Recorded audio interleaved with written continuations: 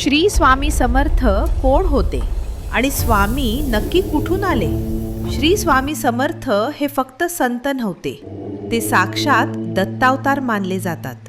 त्यांच्या जन्माबद्दल कोणालाही निश्चित माहिती नाही, कारण ते सामान्य मानव नव्हते, ते एक दिव्य शक्ती होते.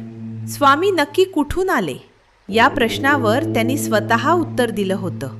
आम्ही मूळ पुरुष वडाच्या मुळापासून आहोत. 1856 मध्ये स्वामी अक्कलकोटमध्ये आले आणि पुढील 22 वर्ष त्यांनी या भूमीला आपली कर्मभूमी बनवलं.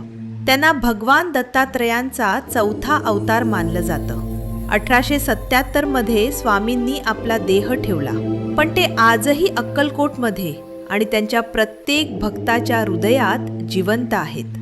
आजही जेव्हा एखादा भक्त संकटात स्वामींची हाक मारतो, तेव्हा त्यांना स्वामींच्या अस्तित्वाची प्रचिती येतेच.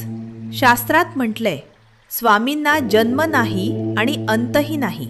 ते काळाच्या पलीकडे असलेले परब्रह्म आहेत.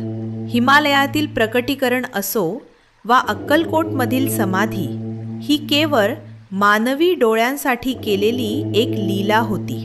तत्वतः स्वामी अनादी आणि अनंत आहेत.